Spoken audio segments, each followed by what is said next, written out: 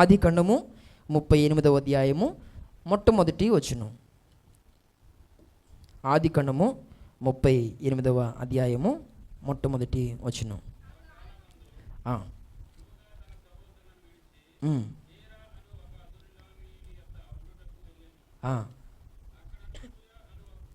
చాలండి. ఇక్కడ చూడండి, ఆ కాలమందు యూదా తన సహోదరులను విడిచి హీరా అను ఒక అదుల్లామీయుని యొద్ద ఉండుటకు వెళ్ళెను.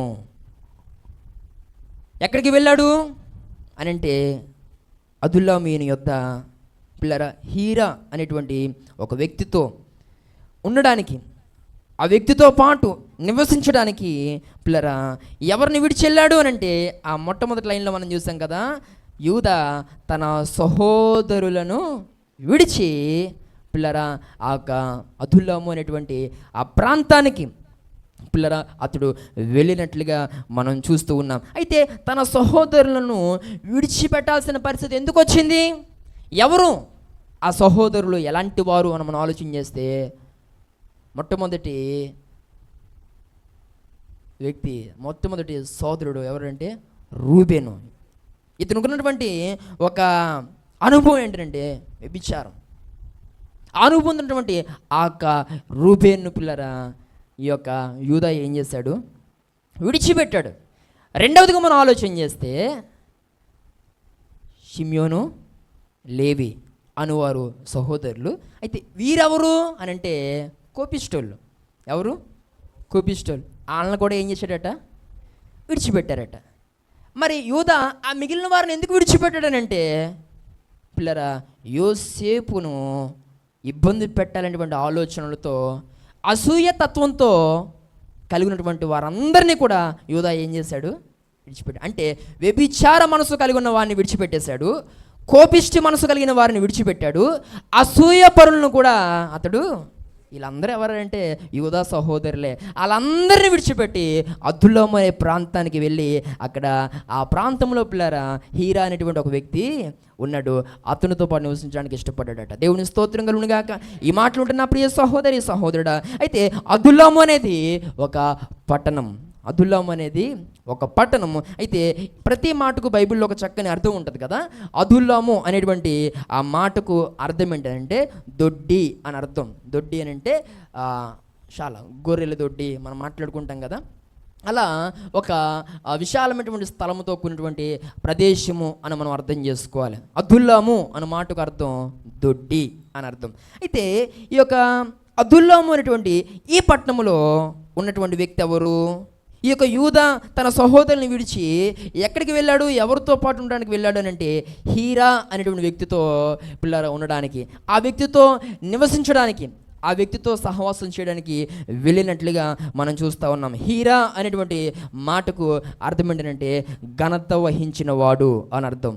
అదుల్లాము అన్న మాటకు అర్థం దొడ్డి అని అర్థం వస్తే, ఆ అదుల్లాము పట్టణంలో ఉన్నటువంటి ఈ యొక్క హీరా అనేటువంటి మాటకు అర్థం ఏంటంటే ఘనత వహించినవాడు. ఘనత వహించినవాడు. ఈ మాటలు ఉంటున్న ప్రియ సహోదరి సహోదరుడా, ఇక్కడ పాత నిబంధన గ్రంథంలో చెప్పబడినటువంటి ఈ యొక్క అదుల్లాము యొక్క గుహ, లేకపోతే ఈ అదుల్లాము అనేటువంటి ప్రదేశము దేనికి సాదృశ్యం అని అంటే, సాక్షాత్తు క్రొత్త నిబంధన గ్రంథంలో పిల్లరా ఈ యొక్క క్రైస్తవ పిల్లరా సంఘానికి లేక దేవుని యొక్క మందిరానికి సాదృశ్యం. దేవుని స్తోత్రం కలుగును గాక. ఈ మాట్లాడుతున్న ప్రియ సహోదరి సహోదరుడా, ఆ అదుల్లాము గుహ పిల్లరా దేనికి సాదృశ్యం అని అంటే దేవుని యొక్క జీవం కలిగినటువంటి మందిరానికి సాదృశ్యం. అంటే యూదా తన అలాంటి సహోదరులను విడిచిపెట్టి ఎక్కడికి వచ్చాడు?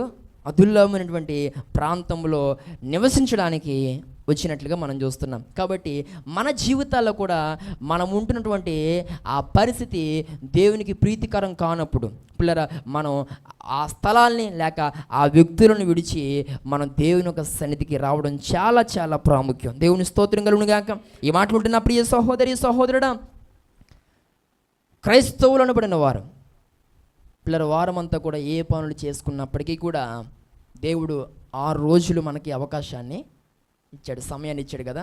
ఆ రోజుల్లో పిల్లరా మనం ఉద్యోగమే చేసుకుంటామా, వ్యాపారమే చేసుకుంటామా, పనులే చేసుకుంటామా, చేతివృత్తులే చేసుకుంటామా, చదువుకుంటామా, ఇంకోటేదో ఏదో చేసుకుంటామా, ఏది చేసినా విశ్రాంతి దినం వచ్చేసరికి ప్రతి క్రైస్తవుడు వాటన్నిటినీ విడిచిపెట్టి అద్దుల్లాము గృహ అనబడినటువంటి దేవుని యొక్క మందిరంలోకి వచ్చేయాలి. గట్టిగా చప్పులు కూడా దేవుని నామమును మహిమపరచండి. ఈ మాటలుంటున్న ప్రియ సహోదరి సహోదరుడు, ఈ రోజుల్లో చాలామంది ఇంకా లోకమును విడిచి ఈ యొక్క అద్దుల్లాము గుహలోనికి రాలేకపోతున్నారు. జీవంగాల దేవుని యొక్క మందిరంలోనికి రాలేకపోతున్నారు చాలామంది. ఏవేవో కారణాలు చెప్తున్నారు. బలహీనతలు అనేటువంటి వారు కొంతమంది, కుదరలేదండి అనేటువంటి వారు కొంతమంది, ఈరోజు కూడా మాకు సెలవు ఇవ్వలేదండి అనేవారు కొంతమంది, లేవలేకపోయినండి అనేవారు కొంతమంది, ఈరోజు అనుకోకుండా ఒక ఫంక్షను తగిలిందండి అందుకేనండి అని చెప్పేవారు మరికొంతమంది. కారణాలు ఏవైనా అవ్వచ్చుగాక, నువ్వు క్రైస్తవుడు, నువ్వు దేవుని బిడ్డవు, ఖచ్చితంగా ఆదివారం వస్తే నువ్వు దేవుని సన్నిధిలోనికి నువ్వు వచ్చేయాలంతే. దేవుని స్తోత్రం కలుగును గాక. ఈ మాటలు వింటున్న నా ప్రియ సహోదరి సహోదరుడా, ఎందుకు అని అంటే మనము రక్షణ పొందాం కదా, మనము రక్షణ పొందిన వారం, మనం బాప్తిస్మము తీసుకున్న వారం. మరికొంతమంది పిల్లరా సంస్కార ఆదివారం ఒక్కరోజే దేవుని సన్నిధిలో కనబడతారు. ఈరోజు కూడా కొంతమంది కనబడ్డారు, మళ్ళీ వచ్చే వారం పరారు మీరందరూ. మళ్ళీ వచ్చే వారం ఇంకా మిమ్మల్ని ఎవరు ఎత్తుకుపోతారో తెలదు, లేకపోతే మీరే కొంతమందిని ఎత్తుకుపోతున్నారేమో.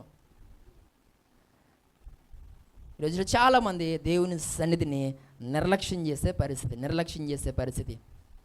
నేను అంటాను, ఒకవేళ ఈ రొట్టు ముక్కే ఈ ద్రాక్షారసమే తీసుకోవడానికి వచ్చేస్తే కనుక రాకనాయన మీ దగ్గరికి మేము పంపించేస్తాం. అది తీసుకోవడానికి వస్తే కనుక అనవసరం. ఎందుకనంటే మార్పు లేని జీవితంతో ఎంత తిన్నా ఎంత తాగినా మార్పు అయితే అవుతుంది. దేవుని స్తోత్రం కలుగును గాక. ఇప్పుడుకొచ్చి బాప్తీసం తీసుకున్న ఆ రోజు నుండి ఈ రోజు దాకా ఎంత గోధుపిడి తినేసో, దిబ్బరట్లు తినేసావు కదా. ఈ రోజుకి మేము ఇచ్చేది ఒక మొక్క అయినా, ఒక్కొక్క ఆదివారం, ఒక్కొక్క సంస్కార ఆదివారం రోజు ఒక్కొక్క మొక్క లెక్కెడితే ఈ రోజుకి దిబ్బరట్లే నువ్వు తినేసావు. ఏది మార్పు? ఒక రకంగా ఆలోచన చేస్తే బయట తాగుపోతాడు, ఎంత తాగుతాడు ఆడికన్నా ఎక్కువ తాగేసావు ద్రాక్షరసం. కానీ ఈ రోజుకి మార్పు లేదే. ఒకసారి మీరు ఆలోచన చేసుకోండి. ఇలాంటి ఆదివారాలు ఎక్కడితే ఎన్ని అట్లు తినేసాను, నేను ఎన్ని ముక్కలు తినేసాను, కానీ ఈ రోజుకి మార్పు రాలే. ఎంత ద్రాక్షరసం తాగేవో, కానీ ఈ రోజుకి మార్పు రాలే. ఇంకెప్పుడు వస్తుంది? ఈ మాటలు ఉంటున్న నా ప్రియ సహోదరి సహోదరుడా, ఇంకెన్ని సంస్కార ఆదివారాలు నీ విషయమే గడవాలి. ఈ మాటలుంటున్న నా ప్రియ సహోదరి సహోదరుడా, ఈ రోజుకైనా మన పరిస్థితిని మనం మార్చుకోవడానికి ఇష్టపడదాం. దేవుని స్తోత్రం కలుగును గాక. ఈరోజు మన యొక్క అనుభవాన్ని మార్చుకోవడానికి విడిచిపెడదాం. ఈరోజు నీ యొక్క హృదయంలో ఉన్నటువంటి లోకానుసరమైన ఆలోచనలు ఈ రోజుకైనా తీసివేసుకో, వాటన్నిటిని విడిచిపెట్టేసాయి. ఈరోజు నీ యొక్క లోకానుసరమైన క్రియలు వాటిని కూడా విడిచిపెట్టేసాయి. వాటన్నిటిని విడిచిపెట్టి దేవుని యొక్క సన్నిధానమైనటువంటి ఈ యొక్క అదుల్లాము గుహలో నీవు నివసించడానికి ఇష్టపడితే అది నీకు, నీ కుటుంబానికి ఎంతో ఆశీర్వాదకరం. దేవుని స్తోత్రం కలుగును గాక. కాబట్టి విశ్రాంతి దినము అని వచ్చేసరికి పిల్లరా, ఖచ్చితంగా నీలో ఒక ఆశ అనేది కలగాలి. నేను నా దేవుని మందిరంలో ఖచ్చితంగా ఆ అదుల్లాము గుహలో నేను ఖచ్చితంగా ఉండాలి. అది నాకు క్షేమం, అది నాకు ఆశీర్వాదం. నా కుటుంబము అంచెలంచెలుగా ఎదగడానికి చాలా అవసరం అని భావించి నువ్వు దేవుని సన్నిధిలో ఉండిన రోజు ఖచ్చితంగా అది నీకు దీవెన. దేవుని స్తోత్రం కలుగును గాక. అంటే మేమందరం ఉండలేదని అంటే ఉంటున్నారు, కానీ నామకార్థం అని నేను అంటున్నాను. ఉంటున్నాం, కానీ పిల్లరా ఏం చేయాలో తెలియదు కదా మనకి. పిల్లరా ఎప్పుడు ఎలా నడుచుకోవాలో మనకు అర్థం కావట్లేదు. పిల్లలు ఈ యొక్క సంస్కార ఆరాధనలో పాల్గొంటున్నామనంటే ఏ అనుభవాలు సరి చేయబడాలో అర్థం కావట్లేదు, ఏం తీసేసుకోవాలో మనకు తెలియట్లేదు. ఒక సీనియర్ విశ్వాసిగా దేవుని సన్నిధిలో ఎలా మసలాలో నీకు తెలియట్లేదు. ఈ మాటలుంటున్న నా ప్రియ సహోదరి సహోదరుడా, ఇన్ని అనుభవాలు మనలో ఉంచుకొని పిల్లర మనం ఏదో భక్తి చేస్తున్నాం అనుకుంటే ఆ భక్తిని బట్టి మనకు పిల్లర ఏ రకమైన లాభం అయితే లేనే లేదు. దేవుని స్తోత్రం కలుగును గాక. ఒకటి గుర్తుపెట్టుకోవాలి, మనము అభిషేకించబడిన వారం. దేవుని స్తోత్రం కలుగును గాక. ఎప్పుడైతే నువ్వు దేవుని యొక్క గూర్చి, యేసుక్రీస్తు ప్రభుని గూర్చి విని ఆయన నిజమైన దేవుడని నమ్మి ఏ రోజైతే నువ్వు నీ సొంత రక్షకుని అంగీకరించి నువ్వు బాప్తీసం తీసుకున్నావో ఆ రోజు నీ మీదకి దేవుని యొక్క అభిషేకం వచ్చింది. పిల్లరా, ఈరోజు ఆ అభిషేకాన్ని మనం పోగొట్టుకునే వారిగా ఉండకూడదు. ఈరోజు అభిషేకం పొందినటువంటి మనము దేవుని సన్నిధిలో మనం ఖచ్చితంగా ఉండాలి. రక్షణ తీసేసుకున్నావు, బాప్తీసం తీసేసుకున్నావు, కానీ ఎక్కడెక్కడో ఉంటావు, నువ్వు ఎక్కడెక్కడో మసులుతావు, ఎక్కడెక్కడో తాగేసి పడిపోతుంటావు, ఎక్కడెక్కడో బతికేస్తూ ఉంటావు, ఎలా పడితే అలా జీవించేస్తూ ఉంటావు. మరలా ఆదివారం ఎడతావు దేవుని సన్నిధిలో. ఏమండి, మరలా ఆదివారం ఈ గ్లాస్తో కొంచెం తాగేసి సంస్కారం తీసేసుకున్నాను. సంస్కారం లేనోడా, సంస్కారం లేనిదానా, ఏమి సరి చేసుకోవాలో అది సరి చేసుకోకుండా నువ్వు ఎంత తింటే ఎంత తాగితే నీకు ఏం ఉపయోగం? ఈరోజు మనము సరిచేయబడినటువంటి లక్షణముతో మనం ఉంటే అది మనకు మంచిది కాదు. దేవుని యొక్క వాక్యాన్ని బట్టి ఏ రోజుకి ఆ రోజే మనం సరిచేయబడాలి. దేవుని స్తోత్రం కలుగునుగాక.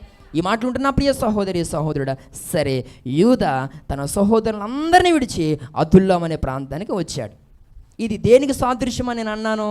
జీవంగల దేవుని సన్నిధికి సాదృశ్యం అన్నాను. ఇప్పుడు ఆ ప్రాంతంలోనికి వచ్చి ఎవరి ఇంట లేకపోతే ఎవరితో ఉండడానికి అతడు ఇష్టపడుతున్నాడు అని మనం ఆలోచన చేస్తే హీరా అనేటువంటి వ్యక్తితో పాటు పిల్లరా ఉండడానికి అతడు ఇష్టపడుతున్నాడు. ఈ యొక్క హీరా అనేటువంటి మాటకు అర్థం ఏంటంటే ఘనత. అంటే అదుల్లాం అనేటువంటి ప్రాంతంలో ఘనత వహించిన వాడు ఎవరు అని అంటే ఆ హీరా. అయితే నేటి దినాన ఈ జీవంగల సంఘములో ఈ రోజుకైనా రేపటికైనా ఎప్పటికైనా పిల్లరా ఘనత వహిస్తున్నటువంటి వాడు ఒక యేసుక్రీస్తు ప్రభువు మాత్రమే. దేవుని స్తోత్రం కలుగునుగాక. ఈ మాటలు ఉంటున్న ప్రియ సహోదరి సహోదరుడా, అయితే దేవుని సన్నిధిలోనికి వచ్చినటువంటి మన సహవాసం ఎవరితో ఉండాలి? మీరు చాలా బాగా చదవాలి. వచ్చిన మనం ఆలోచన చేస్తే ఆ కాలం ముందు యూదా తన సహోదరుని విడిచి హీరా అను ఒక అదుల్లామీని యొద్ద ఉండుటకు వెళ్ళెను అనేటువంటి మాటను మనం చూస్తున్నాం. గమనించండి పిల్లరా, ఆత్మీయ జీవితంలో మనము దేవుని యొక్క మందిరానికి వచ్చిన తర్వాత మన సహవాసం సంఘముతోనూ మన స్నేహం దేవునితో ఉండాలి. దేవుని స్తోత్రం కలుగునుగాక. నా మాట మీకు అర్థమైందా? నేనేమన్నాను? మన సహవాసం ఎవరితో? సంఘంతో. స్నేహం అయితే ఎవరితో? ఎందుకనంటే ఆ హీరా ఎవరికి సాదృశ్యం అంటే యేసుక్రీస్తు ప్రభు వారికి సాదృశ్యం. అంటే ఇప్పుడు ఈ అదుల్లాము అనేటువంటి ఈ గుహలోనికి వచ్చినటువంటి నీవు ఇక్కడ ఉన్నటువంటి వారితో సహవాసం చేస్తూనే ఈ సహవాసాన్ని బలపరుచుకుంటూనే నీ ఫ్రెండ్షిప్, నీ స్నేహం ఎవరితో ఉండాలి? దేవునితో ఉండాలి. దేవుని స్తోత్రం కలుగునుగాక. కానీ ఈరోజు మనం ఏం చేస్తున్నామంటే దేవునితో సహవాసం, మన ప్రక్కన ఉన్న వారితో స్నేహం, ఇది వర్కౌట్ అవ్వదు. ఏమండి? కాబట్టి గమనించండి, నీ సహవాసం సంఘముతో ఉండాలి, నీ స్నేహం దేవునితో ఉండాలి. ఈరోజు నా మాట్లాడుతున్న ప్రియ సహోదరి సహోదరుడా, దేవుని యొక్క సంఘములో ఈరోజు అనేకులు ఏమండి ఒక ముగ్గురు ఒకటి, లేకపోతే ఒక నలుగురు ఒకటి, ఒక ఐదుగురు కలిసి ఒకటి, లేకపోతే ఈరోజు సంఘములో ఎన్నో గ్రూప్స్ పిల్లలు ఎంతోమంది ఈరోజు అలా ఉంటూ భక్తి చేస్తున్నామని అనుకుంటున్నారు. కానీ ఆ భక్తి సరైన అనుభవమే కాదు. దేవుని స్తోత్రం కలుగునుగాక. నేను అంటాను నీ స్నేహం దేవునితో అయితే కనుక నువ్వు ప్లేస్ మారు కూర్చో. ఈరోజు నా మాట్లాడుతున్న ప్రియ సహోదరి సహోదరు, లైవ్లో కూడా ఈ మాట నేను చెప్తా ఉన్నాను. నా స్నేహం దేవునితోనండి అని అంటే కనుక అయితే నీ ప్రక్కన ఉన్న వారు ఎవరో అనేది నువ్వు చూడొద్దు, నువ్వు ప్లేస్ మార్చేసాయి. నీ సహవాసం సంఘంతో, నీ స్నేహం దేవునితో అయితే కనుక ఇక నుండి అందరితో ఒకలానే ఉండు. మాట్లాడితే కనుక అందరితో మాట్లాడు. పలకరించాల్సి వస్తే అందరినీ పలకరించు. ఏమండి? సెలెక్టెడ్ పీపుల్స్ కాదు. ఏమంటే ఈ రోజుల్లో చాలామంది ఏమండి గ్రూప్స్. ఈ మాట ఉంటున్న ప్రియ సహోదరి సహోదరుడా, నా స్నేహం సహవాసం అయితే అందరితోనేనండి అని అంటే కనుక ఆ వ్యక్తితో ఎలా ఉంటున్నావు అందరితో అలాగ ఉండంతే. అప్పుడు నీలో లోపం లేదని అనుకుంటాం. నా స్నేహం దేవునితోనేనంటే లేదు, ఈరోజు నువ్వు దీన్ని మార్చేసావు. సహవాసం అనేటువంటి ఒక అనుభవం కలిగి ఉన్నా కానీ నీ స్నేహం సహవాసములో ఘనత వహిస్తున్న దేవునితో నీ స్నేహం సంఘములో అదుల్లామనేటువంటి ఈ సంఘములో ఘనతకు కారుకుడినటువంటి హీరా అనబడినటువంటి యేసుక్రీస్తు ప్రభుతో నీకు స్నేహము లేదు. ఈ మాటలు ఉంటున్న ప్రియ సహోదరుడా, యూదా తన సహోదరుని విడిచి తనను తాను ఏం చేసుకున్నాడు?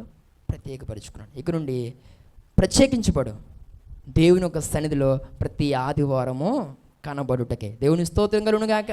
ప్రత్యేకించబడు, సంఘములో గ్రూప్స్ మానేసి, లేకపోతే పిల్లల కొంతమందితోనే మాట్లాడడం, కొంతమందిని మాత్రమే పలకరించడం, కొంతమందితోనే ఆ ప్రేమ, ఆ అభిమానం, ఆ ఆప్యాయత ప్రక్కన పెట్టి ఇక నుండి అందరితో సహవాసం చేస్తూ దేవునితో స్నేహం చేస్తే బతుకు మారుతుంది. దేవుని స్తోత్రం కలుగును గాక. నీ జీవితం మారుతుంది. నీ యొక్క అనుభవాల్లో దేవుడు గొప్ప కార్యాలు చేయగలుగుతాడు. ఈ మాటలు ఉంటున్న ప్రియ సహోదరుడా, కాబట్టి లోక స్నేహాలైనా సంఘములో స్నేహాలైనా దేవునితో వైరమే. దేవుని స్తోత్రం కలుగును గాక. వాళ్ళంటే చెడిపోయే స్నేహితులండి, మరి వీళ్ళైతే నాకు ఆత్మీయ. ఈ మాటలుంటున్న ప్రియ సహోదరుడు, ఏవో చెప్తున్నారండి కొంతమంది కహానీ కబుర్లు. ఎవడు మాతో డైరెక్ట్గా మాట్లాడడం, మీరు మాట్లాడుకోవడం తప్ప నేరుగా ఎవరు పిల్లలు దైవజనులతో మాట్లాడరు. వాళ్ళు మాట్లాడేసుకుని వాక్యాలను ఏవో కొన్ని పట్టుకుని సమర్థించేసుకునే పరిస్థితి, కానీ దైవజనులతో ఎవరు మాట్లాడి తేల్చుకోరు ఎవరు. మరి అదేటో నాకు అర్థం కాదు. ఏది వాస్తవం లేకపోతే ఏది ఏంటి అనేది నువ్వు డైరెక్ట్గా దైవజనులతో మాట్లాడితే నీకు అర్థమవుతుంది. దేవుని స్తోత్రం కలుగును గాక. చెప్పండి, ఇక నుండి మనం సంఘములో పిల్లర ఉంటూ సంఘ సహవాసాన్ని కోరుకుంటూ ఇక నుండి ఆత్మీయంగా పిల్లర మనం దేవునితో స్నేహము చేసేవారిగా ఉంటే అది మనకు దీవెన. ఇలా నువ్వు జీవించుటకే నేటి దినాన నువ్వు ప్రత్యేకించబడాలని దేవునికి సేవకునిగా నేను తెలియజేస్తూ ఉన్నాను.